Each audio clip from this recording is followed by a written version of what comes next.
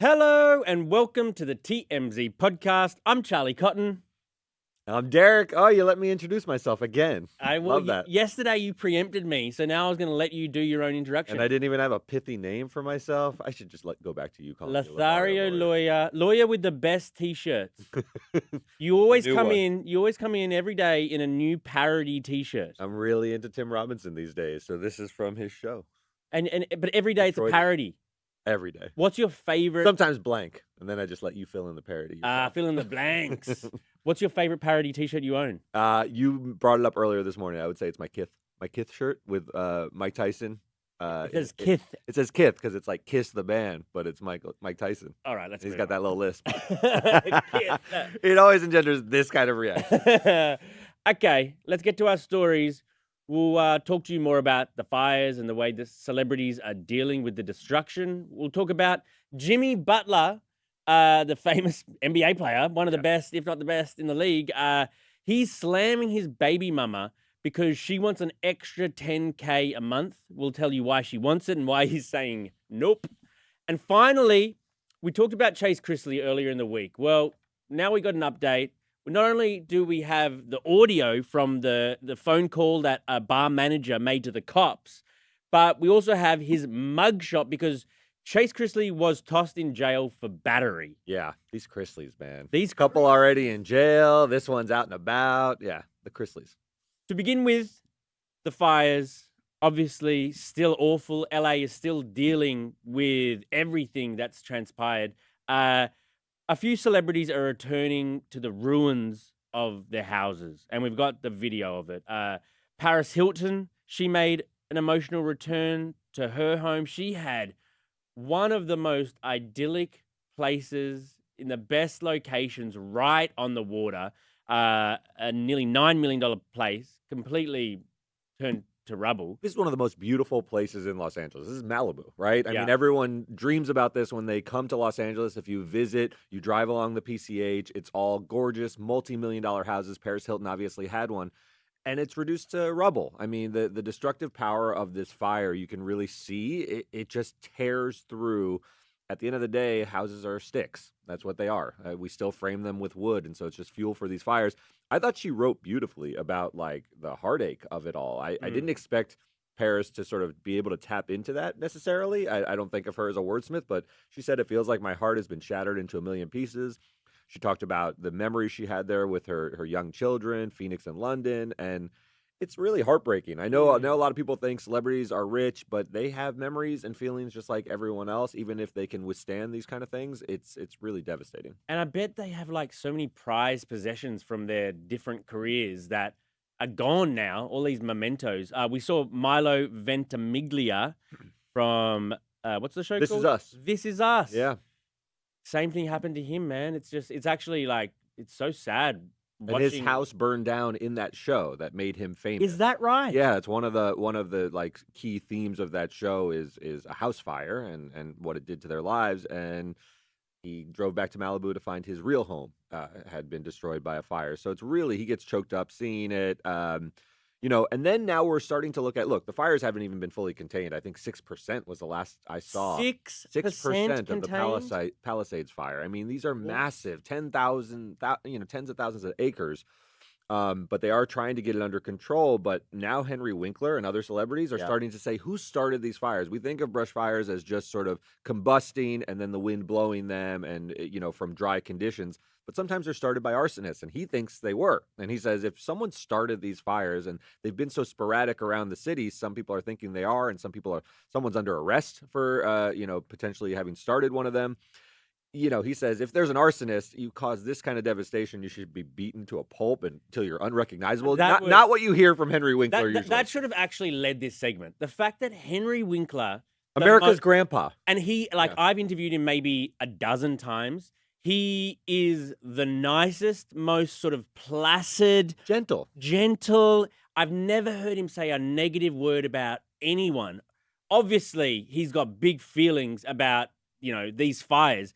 But to talk about these arsonists should be beaten to an unrecognizable pulp, it's just like Henry Winkler said that? It's unbelievable because we've had him in our office, right? He came in and guest hosted. He's so gentle. And he talks to you all the time about fishing trips, and Almost things too of that lovely. nature. He's almost one of Yeah. those people who you give me a little more edge, Henry, Right. because he's just so nice. Well, here's your edge. Like, He- and celebrities are agreeing with him too. Like, yeah, now the fire department is saying, look, we're still doing an investigation. Don't jump to any conclusions. They don't want people to sort of vigilante justice if they see someone with a lighter, go beat them to an unrecognizable pulp. So they're saying the investigation's still underway, but if there's arsonists behind this, the sentiment is pretty harsh, but it's hard not to agree with part of Right. it. You know, this has wreaked such havoc on this city. Khloe Kardashian said the same sort of thing as Henry. Also, just finally, I was watching an interview Mel Gibson did about his place. Yeah, famously a Malibu resident. His place. I mean, he took a video of his place burnt down. It's a beautiful location, and everything's gone. But interestingly, he's got like a coop full of chickens. Yeah. The chickens survived.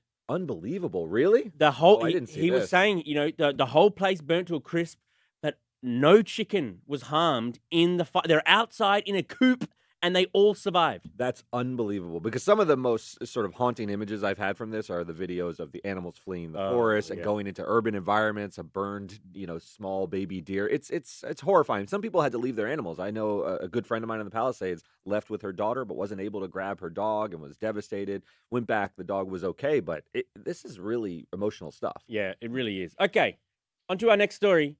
Jimmy Butler, Jimmy Buckets, the man. Wow. He is slamming his baby mama. His 3 times baby mama. She's Yeah. got 3 kids by him pretty recently, like all after 2019. There's 3 kids. So he's currently paying her $55,000 a month in like child support. Mhm. And so now Caitlin Nowak, his baby mama, is saying, I need an extra $10K because I need a nanny. So now Jimmy's responding to this ask, saying, no more money for you. He says, look, you're unemployed. You should be trying to find work to support these kids. I shouldn't have to fork out another $10K. Look, I know nannies be expensive, but this is a single mother with 3 kids. 3 kids by him. 3 young kids under 5. Or under 5. Who are all over the documentary with him. One of the things he's saying, which is somewhat interesting, is he exercises a lot of parenting time. At least in this documentary, the kids are with him. He seems to be a close parent. He plays games with them at home. But she obviously is exercising parenting time too and wants a nanny and is asking for that $10,000 more. And he's saying, I want to point out in these documents, you were never married to an NBA star. I find that pretty gross, to be Offensive, honest with yeah. you. He had 3 children with this woman. This is child support. This is not, I don't believe, alimony. It Spousal sounds support, like yeah. child support.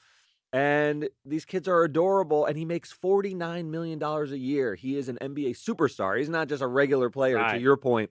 This is a lot of money. I understand $55,000 is a lot of money. It's not a lot of money to Jimmy Butler. No, It really he's is already not. paying the 55. He's already so And this is only 65 would not be a it's lot only of an money. extra $10K a month, and It's possible he wants to draw the line to say, like, you can't keep asking for more, and eventually think so.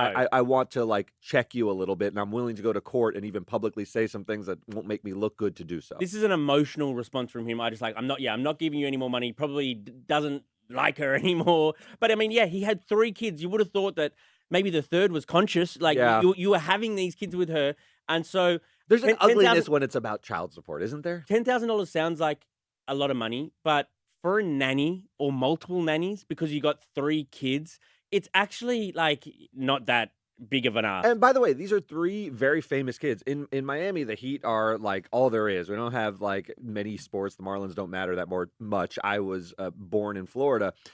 These are very famous kids. They're going to need security as well. They're Yeah. Jimmy Butler's kids. It's like Michael Jordan's kids in Chicago. So when we say nannies $10,000 a month, it's not just to watch the kids. It's to arrange for their life to be like these huge celebrities in Miami. And I think this is a bad move. I think it's a really bad look. He's in a big fight with the Heat now. He wants to be traded. This is so ugly. And to have this story on top of it, I didn't think it was a good look. No, I like him a lot as a player. it I thought it was a reveals bad yourself look. a bit. He just pay the lady. Yeah.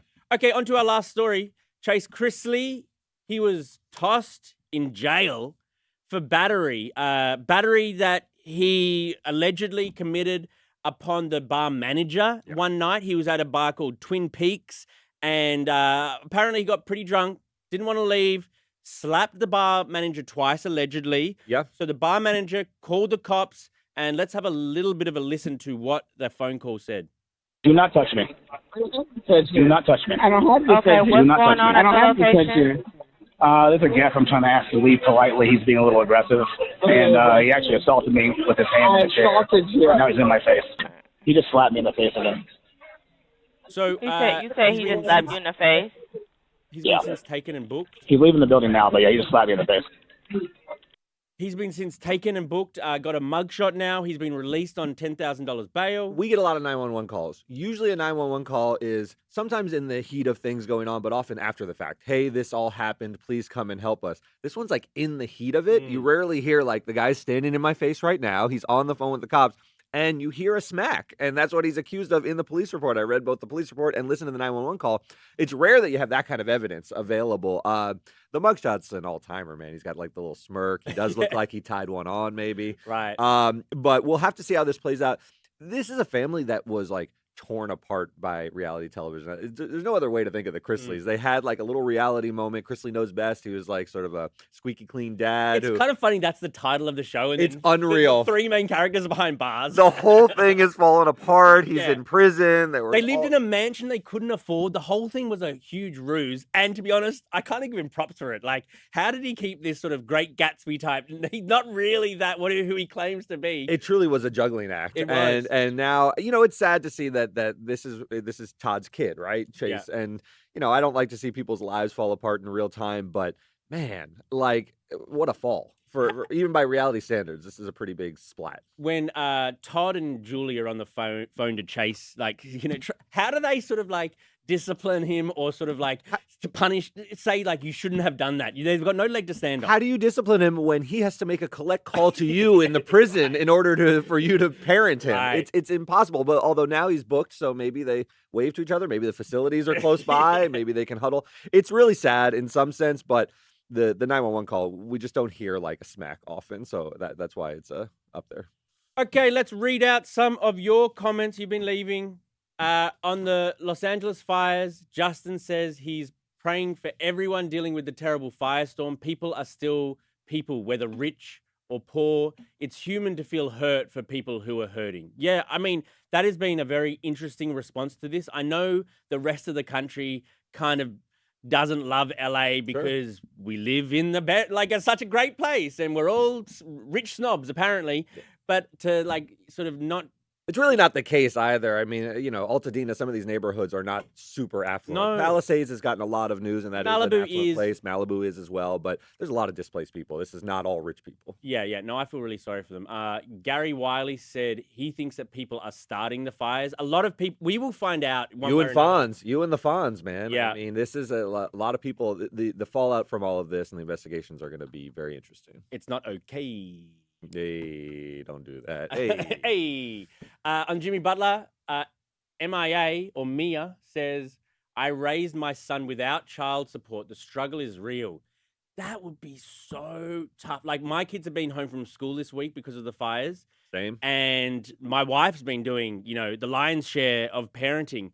And to have to do that by yourself for the rest of until the child's 18, it sounds pretty damn tough. It's a very tall order. Our friend Devin is on paternity leave, and he can't wait to come back. Yeah, exactly. Work seems like a break sometimes from the kids.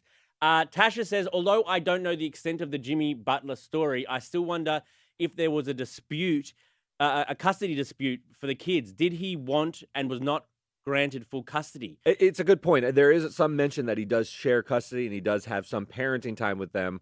I don't know the status of who's the primary parent, what the percentage breakdown is, but that is often a tactic to say, I'll take the kids for more time and therefore you need less money from me. I'm not sure if he's playing that card, but it's pretty ugly. This is $10,000 to a guy who's making $49 million. Totally. Yeah, apparently he and the lady baby mama reached a partial deal in December 23, which Butler would share the custody, and he agreed that he would pay for a nanny on a temporary basis.